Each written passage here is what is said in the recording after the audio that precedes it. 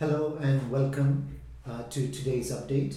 Today is 26th of September 2022.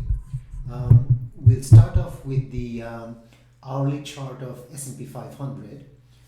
You can see that it has this downward sloping channel. It broke below this channel last week and today it made an attempt to get back inside the channel but failed right here. So there was a rejection. So this the bottom of the channel is now going to act as a resistance. Now there is also support right here at 36.36. This is mid-June low. So right now what we're seeing is that it's creating a wedge between the bottom of the channel and then the horizontal support. Very soon S&P 500 will have to make a decision whether it gets back inside the channel or it breaks below this support and goes below the mid-June lows.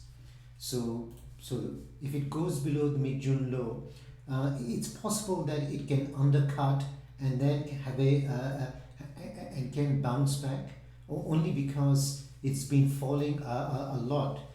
Over the last couple of weeks, it fell over 11%. So momentum indicators are quite weak. We'll discuss that when we go to the daily chart. So that's the hourly situation for S&P 500. If we look at, we'll just quickly look at SPY. It's similar. SPY has fallen below the lower end of the channel. It's now consolidating. Resistance is now at 370 and support is the mid-June low of 362. Whichever direction it moves, that's the direction whichever direction it breaks out. If it breaks to the downside, that would be negative. So, but on the other hand, if it goes above 370 and gets back inside the channel, that would be positive because it spent a lot of time inside this channel. So I would expect there to be a propensity for it to get back inside the channel. If we quickly look at QQQ, so this is the hourly chart. So it still remains within this channel. It hasn't, unlike SPY, it hasn't fallen below the channel. It's hovering near the lower end of the channel. This line is the mid-June low, so that's the near-term support. Resistance would be this level, 279. If it goes above this 279, the next area of resistance would be at this level around 285. Now if we quickly look at the daily chart just to see how they're shaping up. So we'll start off with S&P 500. So S&P 500 is now at the lower end of the channel. It has tested this level couple of times today and on Friday. Momentum indicators are weak. MACD continues to head lower. RSI continues to head lower, but they are oversold. RSI is now below 30. Stochastic is in oversold territory. So there is room for a bounce, but given that the momentum indicators are weak, any bounce is likely to be short-lived. Now, if we do have a bounce, what are the potential levels? So obviously this level right here is going to be a resistance because that's where the previous low is sitting right here. Also, you can see the two moving averages are now approaching this level. The 20 EMA is already there. The 50 EMA is coming there. So this area is going to be a challenging area because you're going to have dynamic resistance from the moving averages as well as this level from early September. So that would be an area of resistance.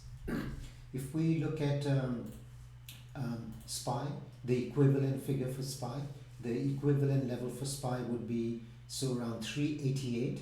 So that's where the low of this candle is and the high of this candle is, and that's where the 20 EMA is right now, and the 50 EMA is also coming. So the 288, 289, 388, 389 level is going to be the resistance area.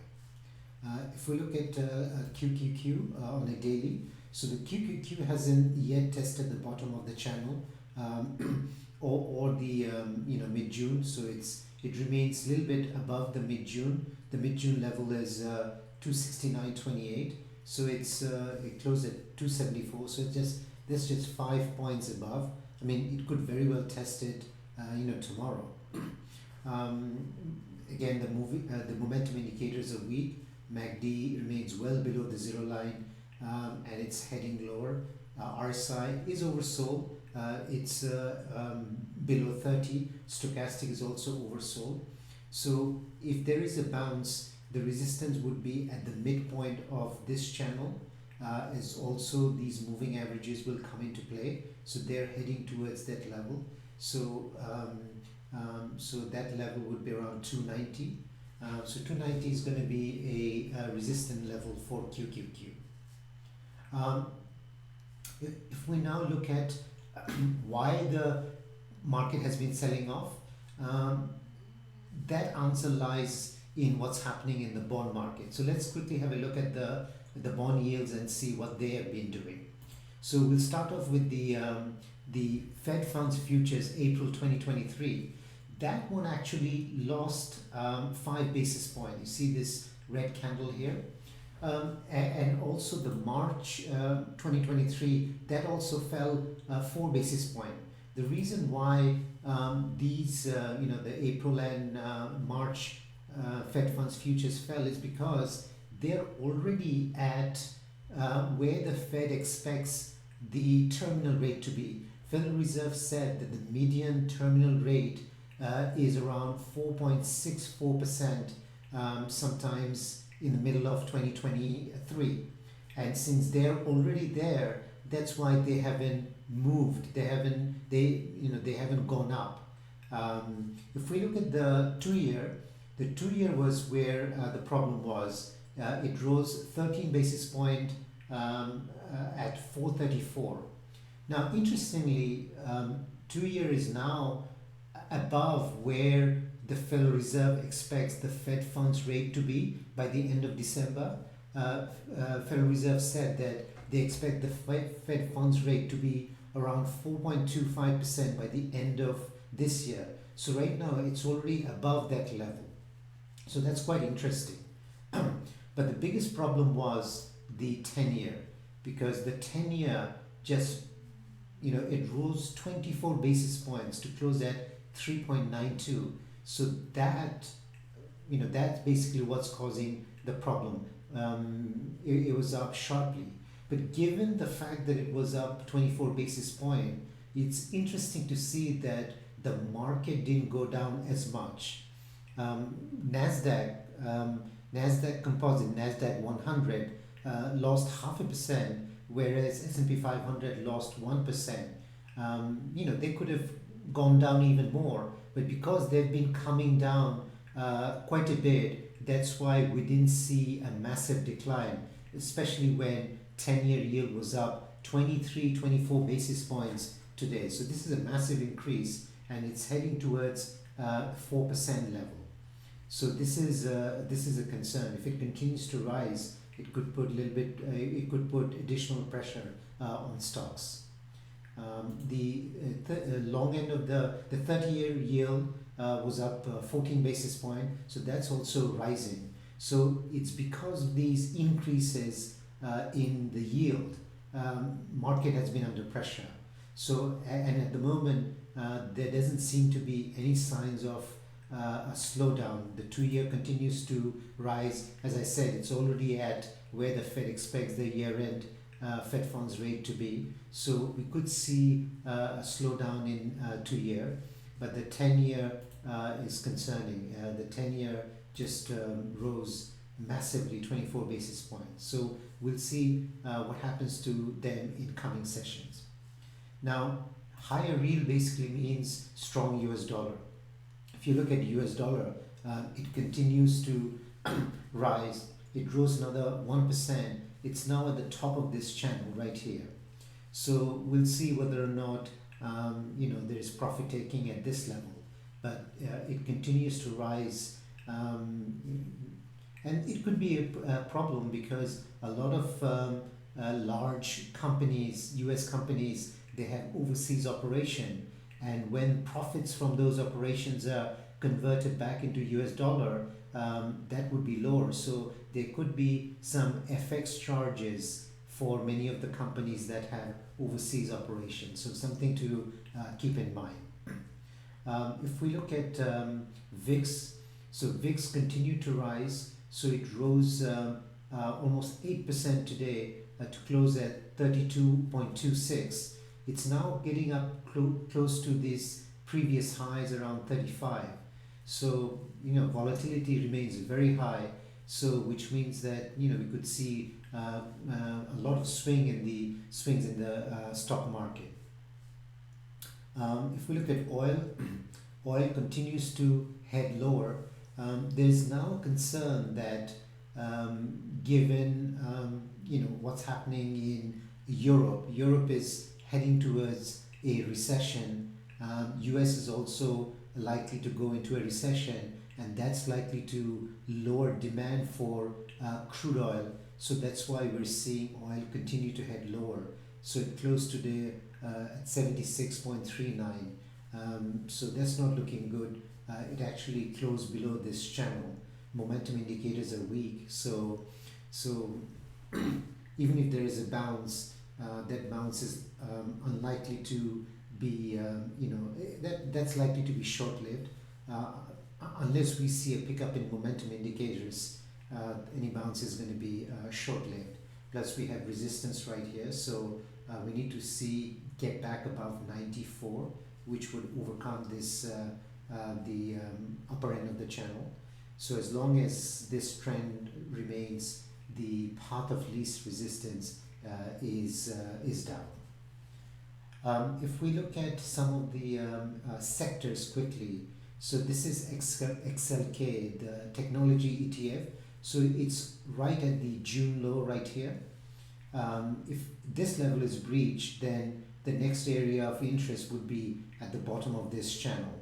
So again, the momentum indicators are weak, but they're oversold, so we could see a bounce in not too distant future. But if this level is breached, then this would be the next area of support. Similar picture in XLY, gradually moving lower. So there is some support at this trend line. We'll see whether or not there is a reaction at this level.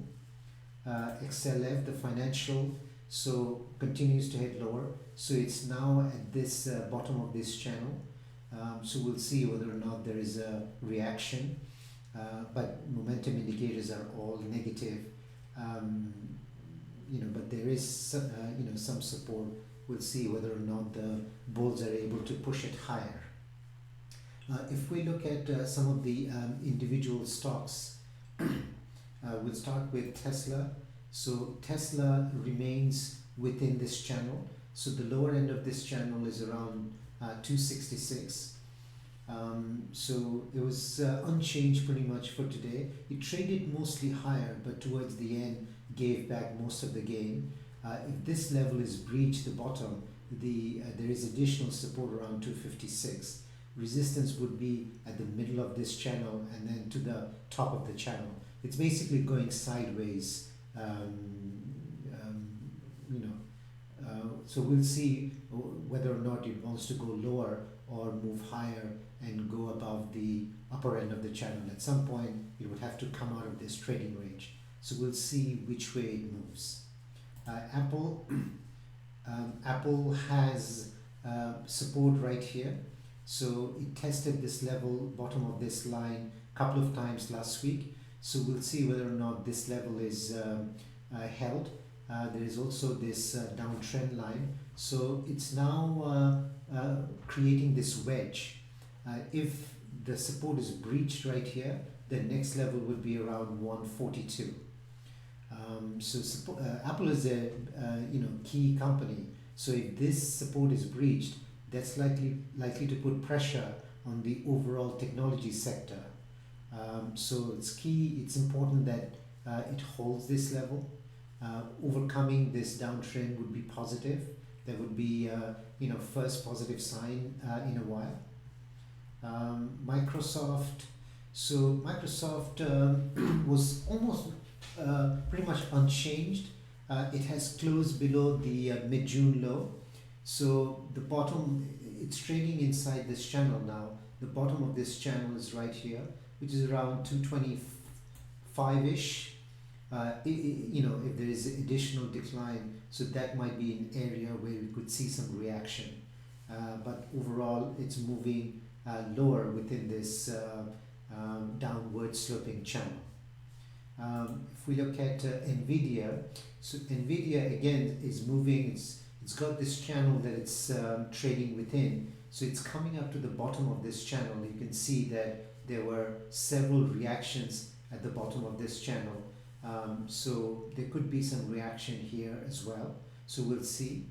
If we look at Netflix, so if we look at Netflix, you'll see that Netflix has this channel right here. It's now at the midpoint of this channel. So it found support here previously. This level was a resistance right here, there was support right here. So this level is important. So this level is around, it's around 215.